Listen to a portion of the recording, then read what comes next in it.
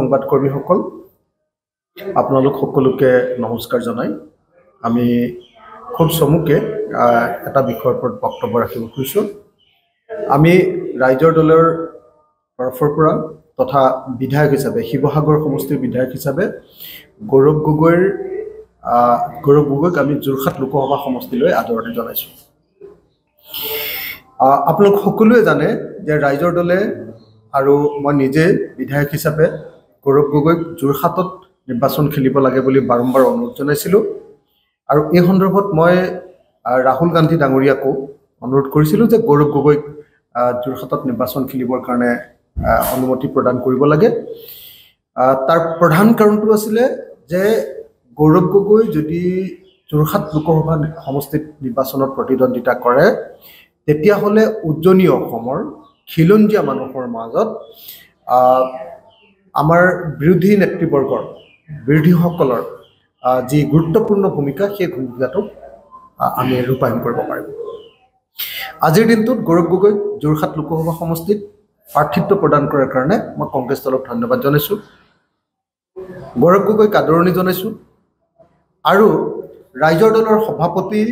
আৰু মোৰ কাষতে আছে কাৰ্যকৰী সভাপতি গোবিন্দ চেতিয়া ফুকন আৰু যুৱ বাহিনীৰ আমাৰ কেন্দ্ৰীয় কমিটিৰ সম্পাদক আমি আটাইকেইজনে স্পষ্ট আৰু দৃঢ়ভাৱে ঘোষণা কৰিছোঁ যে ৰাইজৰ দলে যোৰহাট লোকসভা সমষ্টিত গৌৰৱ গগৈক জয়ী কৰাবৰ কাৰণে সমস্ত শক্তিৰে সৰ্বশক্তিৰে আমি চেষ্টা কৰিম মই যোৰহাট লোকসভা সমষ্টিৰ প্ৰত্যেকজন ভোটাৰক আবেদন জনাইছোঁ আহক আমি ভাৰতবৰ্ষৰ ভিতৰতে এজন গুৰুত্বপূৰ্ণ সৰব আৰু উদীয়মান এজন ৰাজনীতিক ভাৰতৰ এজন উদীয়মান ৰাজনীতিক গৌৰৱ গগৈক আহক আমি সকলোৱে এবাৰ যোৰহাট লোকসভা সমষ্টিৰ পৰা জয়ী কৰাম গৌৰৱ গগৈক যোৰহাট লোকসভা সমষ্টিৰ পৰা জয়ী কৰাবৰ কাৰণে মই যোৰহাট লোকসভা সমষ্টিৰ প্ৰত্যেকজন নাগৰিকক বিনম্ৰভাৱে অনুৰোধ জনাইছোঁ ৰাইজৰ দলৰ প্ৰত্যেকজন কৰ্মকৰ্তাক অনুৰোধ জনাইছোঁ ৰাইজৰ দলৰ কৰ্মকৰ্তা মানে তেওঁ যদি যোৰহাট বিধানসভা সমষ্টিৰ হয় তিতাবৰ বিধানসভা সমষ্টিৰ হয় আমাৰ মাজুলী বিধানসভা সমষ্টি হওক মৰিয়নি বিধানসভা সমষ্টি হওক টিয়ক বিধানসভা সমষ্টি হওক কি কয় আপোনাৰ আমগুৰি বিধানসভা সমষ্টিৰ হওক পূৰ্বৰ আমগুৰি বিধানসভা সমষ্টি নাজিৰা বিধানসভা সমষ্টি শিৱসাগৰ বিধানসভা সমষ্টি থাউৰা বিধানসভা সমষ্টি তাৰপিছত মামৰা বিধানসভা সমষ্টি আৰু সোণাৰী বিধানসভা সমষ্টি এই আটাইকেইটা বিধানসভা সমষ্টিৰ প্ৰত্যেকজন কৰ্মকৰ্তাক ৰাইজৰ দলৰ কৰ্মকৰ্তাক মই অনুৰোধ জনাইছোঁ আহ্বান জনাইছোঁ আৰু দলৰ সভাপতি হিচাপে নিৰ্দেশ প্ৰদান কৰিছোঁ যে আজিৰ দিনটোৰ পৰা গৌৰৱ গগৈক জয়ী কৰাবৰ কাৰণে আমি ফিল্ডত জঁপিয়াই পৰিব লাগে গৌৰৱ গগৈক যদি জিকাব নোৱাৰোঁ তেতিয়াহ'লে এইটো অসমীয়া জাতিৰ দুৰ্ভাগ্য হ'ব ভাৰতৰ সংসদৰ বিৰোধী দলবিলাকৰ আটাইতকৈ সক্ৰিয় বিধায়ক সমগ্ৰ ভাৰতৰ ভিতৰত এজন সক্ৰিয় বিধায়ক সক্ৰিয় সাংসদ সক্ৰিয় MP গৌৰৱ গগৈ আৰু তেওঁৰ বিপৰীতে বিজেপিৰ যিজন MP সেই বিজেপিৰ MP জন হ'ল আপোনালোকে সকলোৱে জানে যে বিজেপিৰ MP জন হ'ল ভাৰতবৰ্ষৰ ভিতৰতে আটাইতকৈ নিবুকা চামন আটাইতকৈ নিষ্ক্ৰিয় আটাইতকৈ অকমন্য এজন সাংসদ গতিকে এজন অকমন্য সাংসদ তপন গগৈৰ বিৰুদ্ধে ভাৰতবৰ্ষৰ আটাইতকৈ সক্ৰিয় সাংসদ গৌৰৱ গগৈ যি ইংৰাজী বা হিন্দীত ফ্লুৱেণ্টলি খুব স্পষ্টভাৱে সাৱলীলভাৱে ভাৰতবৰ্ষৰ কথা অসমৰ কথা লোকসভাত উত্থাপন কৰিব পাৰে সেই গৌৰৱ গগৈক সকলোকে ভোট প্ৰদান কৰিবৰ কাৰণে মই বিনম্ৰভাৱে অনুৰোধ জনাইছোঁ আমি সকলোৱে এইটো কথা বিবেচনা কৰা দৰকাৰ যে এজন নিবুকা চামুন সাংসদক আমি ভোট দিম এজন নিবুকা চামুন প্ৰাৰ্থীক আমি ভোট দিম নে গোটেই ভাৰতবৰ্ষৰ ভিতৰতে অসমৰ নাম উজ্বলাব পৰা এজন সাংসদক আমি ভোট দিম প্ৰাৰ্থীক আমি ভোট দিম গৌৰৱ গগৈ নে তপন গগৈ এজন সক্ৰিয় ৰাজনীতিক নে এটা গছৰ মূঢ়াক আমি ভোট দিম এই কথা যোৰহাট লোকসভা সমষ্টিৰ মানুহে নিৰ্ধাৰণ কৰিব লাগে মই ভাবোঁ যে যোৰহাট লোকসভা সমষ্টিৰ যিকোনো এজন শিক্ষিত ভোটাৰে, শিক্ষিত মানে অকল মই পঢ়া শুনাত শিক্ষিত কোৱা নাই, ৰাজনৈতিকভাৱে শিক্ষিত কোনো ভোটাৰে লাগিলে তেওঁ বিজেপি দলৰে সদস্য নহওক কিয়, কোনো শিক্ষিত ভোটাৰে কেতিয়াও এই মুহূৰ্তত গৌৰৱ গগৈক ভোট নিদি তপন গগৈক ভোট দিব নোৱাৰে। আনকি বিজেপি দলৰ মানুহবিলাকেও যদি শিক্ষিত হয়, যদি কালচাৰ্ড মানুহ হয়, যদি জনা শুনা মানুহ হয়, যদি বাতৰি চোৱা মানুহ হয়, যদি সঁচাকৈ সক্ৰিয় মানুহ হয়, সচেতন হয়, সমাজৰ প্ৰতি দায়বদ্ধ মানুহ হয়, তেতিয়াহ'লে গৌৰৱ গগৈক ভোট দিবই লাগে। গতিকে গৌৰৱ গগৈক আমি সকলোৱে মিলি এইবাৰ বিপুল ভোটত জয়যুক্ত কৰাব লাগে। অন্ততঃ পক্ষে 3 লাখ ভোটত আমি গৌৰৱ গগৈক এইবাৰ যোৰহাট লোকসভা সমষ্টিৰ পৰা জয়ী কৰাব লাগে। মই এই মুহূৰ্তত গৌৰৱ গগৈক অন্ততঃ পক্ষে 3 লাখ ভোটত জয়ী কৰাবৰ কাৰণে যোৰহাট লোকসভা সমষ্টিৰ সকলো মানুহকে, সকলো ভোটাৰকে হাতজোৰ কৰি বিনম্ৰভাৱে প্ৰাৰ্থনা জনাইছোঁ। আহক আমি ভাৰতবৰ্ষৰ ৰাজনীতিৰ এজন সক্ৰিয় সাংসদ, অসম সন্তান, অসমৰ নাম উজ্বলোৱা গৌৰৱ গগৈ আৰু ভৱিষ্যতৰ গোটেই ভাৰতবৰ্ষৰ এজন গুৰুত্বপূৰ্ণ ৰাজনৈতিক নেতা হ'ব পৰা গৌৰৱ গগৈক আমি ভোট দিওঁ। আহক যদি কাইলৈ যদি আমি অপজিশ্যনে, ইণ্ডিয়া অপজিশ্যনে যদি কাইলৈ চৰকাৰ গঠন কৰোঁ, গৌৰৱ গগৈ দেশৰ ভিতৰতে এজন গুৰুত্বপূৰ্ণ মন্ত্ৰী হ'ব আৰু তপন গগৈ কি হ'ব? চুকত বহি থকা এজন সাংসদ। গগৈ একেবাৰে কাম নথকা এজন সাংসদ হ'ব, যি এটাও শব্দ লোকসভাত ক'ব নাজানে, না হিন্দীত ক'ব পাৰে, কাম কৰে। মোৰ নিৰ্বাচনত মই জেলত থকাৰ সময়ত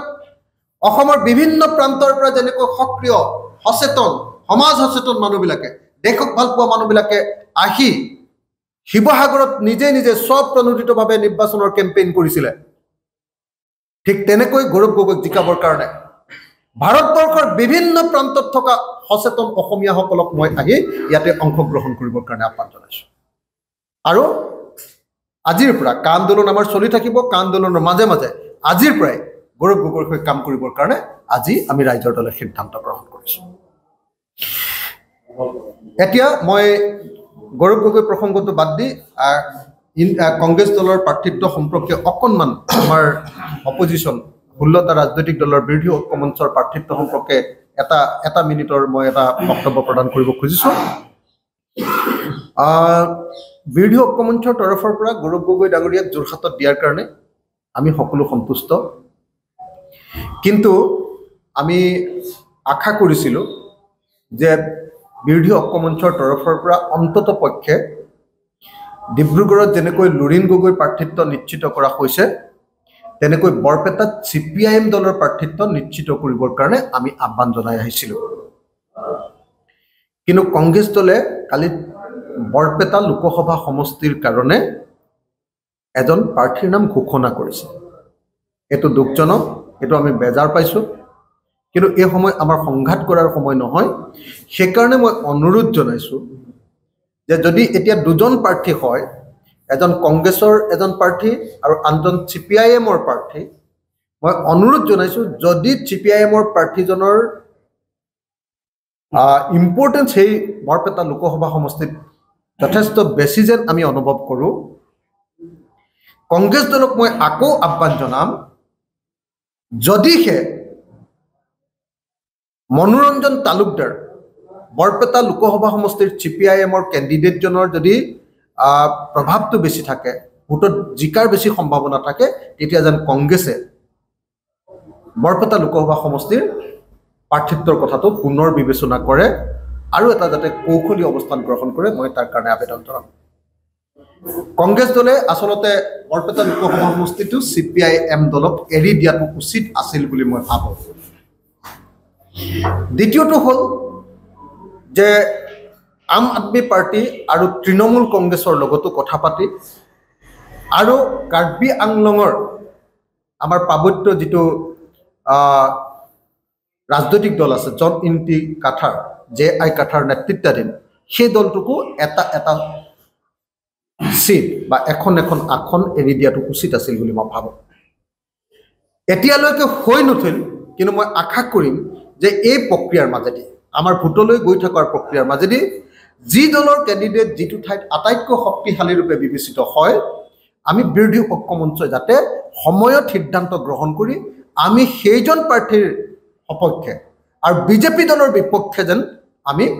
গোটেই ভোটখিনি একত্ৰিত কৰিবৰ কাৰণে সকলোৱে কাম কৰোঁ এইটো সময়ৰ আহ্বান এবাৰ বিজেপিক পৰাজিত কৰাটো ঐতিহাসিক দায়িত্ব বিজেপি যদি এবাৰ জিকে তেতিয়াহ'লে ভাৰতবৰ্ষৰ সংবিধানখন আৰু এই ৰূপত নাথাকিব বিজেপি যদি জিকে তেতিয়াহ'লে ভাৰতবৰ্ষ গণতান্ত্ৰিক দেশ হৈ আৰু নাথাকিব বিজেপি যদি জিকে তেতিয়াহ'লে কোনো মানুহৰ বাক স্বাধীনতা বুলি আৰু বস্তুটো নাথাকিব বিজেপি যদি জিকে তেতিয়াহ'লে আমাৰ দেশৰ সম্পদ সকলো কৰ্পৰেট শক্তিবিলাকক পুঁজিপতিবিলাকক বিক্ৰী কৰি দি শেষ কৰি দিব আৰু বিজেপি যদি থাকে তেতিয়াহ'লে প্ৰত্যেক দিনাই আমাৰ বস্তুৰ দাম বৃদ্ধি হৈ ভাৰতৰ মানুহক একদম সৰ্বশান্ত কৰি পেলাব গতিকে বিজেপিক পৰাভূত কৰাটো অত্যন্ত গুৰুত্বপূৰ্ণ কাম শেষত এটাই কথা কওঁ যিসকলে কাৰ বিৰোধিতা কৰে কা আন্দোলনত কিন্তু অংশগ্ৰহণ কৰিব পৰা নাই কাৰ বিৰোধিতা কৰে প্ৰত্যেকজন কাক বিৰোধী ভোটাৰে বিজেপিৰ বিৰুদ্ধে ভোট প্ৰদান কৰক প্ৰত্যেকজন কা বিৰোধী ভোটাৰে যিসকলে সিটিজেনশিপ এমেন্ডমেন্ট এক্ট 2019ক বিৰোধিতা কৰে নাগৰিকত্ব সংশোধনী আইনক যিসকলে বিৰোধিতা কৰে যিসকলে অসমলৈ বিদেশী নহাটো বিচাৰে যেহেতু বিজেপি অসমলৈ বিদেশী আদি সংস্থাপিত কৰিব খুজিছে গতিকে মই প্ৰত্যেকজন কা বিৰোধী ভোটাৰক এইবাৰ লোকসভা নিৰ্বাচনত বিজেপিৰ বিৰুদ্ধে ভোটদান কৰি আমাৰ ইণ্ডিয়া মৰ্চা অথবা বিৰোধী ঐক্য মঞ্চক জয়ী কৰাবৰ কাৰণে মই বিনম্ৰভাৱে অনুৰোধ জনাইছোঁ ধন্যবাদ এনি ভাৰত 24 এটি নতুন চেনেল ওয়েলকাম জনাইছোঁ এটাই কথা ক'ম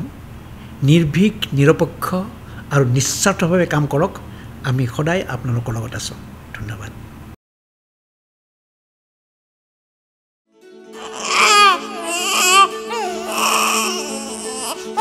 অভিনন্দন আপোনাৰ এজনী ছোৱালী জন্ম হৈছে